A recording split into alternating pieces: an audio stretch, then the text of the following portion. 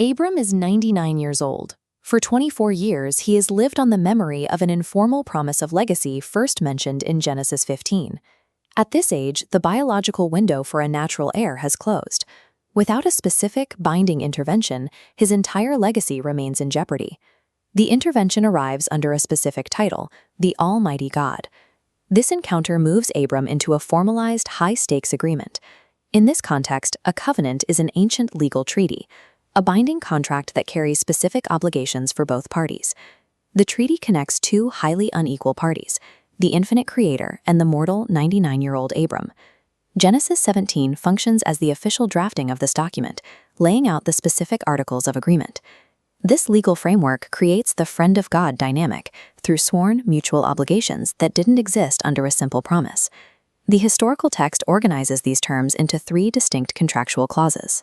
Clause 1 promises that Abram will become the father of many nations.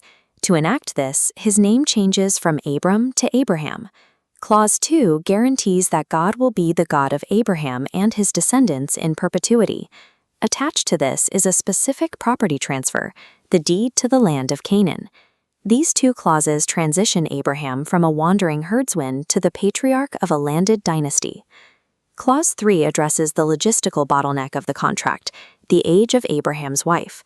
Her name changes from Sarai to Sarah, identifying her as the mother of the covenant's heir. The document names that heir, Isaac. Abraham requests an addendum for his 13-year-old son, Ishmael. God rules that while Ishmael will receive a blessing of nationhood, he will remain outside the primary covenant bloodline. This distinction between the two sons organizes the future lineage and borders of the region. For an ancient contract to be valid, it requires a permanent seal. This seal requires a physical alteration of the human body. The mandate is circumcision for Abraham and every male in his household. By using flesh as the seal, the covenant becomes a physical commitment that transfers across generations.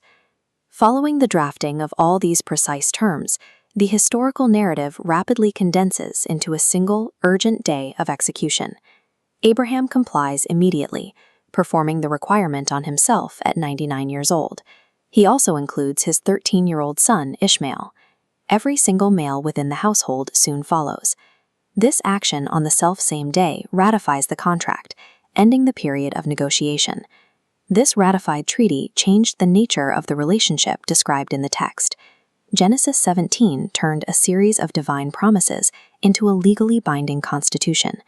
Abraham's adherence to the terms established his role as the father of the faithful. By defining the bloodline and the physical mark of the seal, this chapter provided the specific framework that Judaism, Christianity, and Islam would eventually share.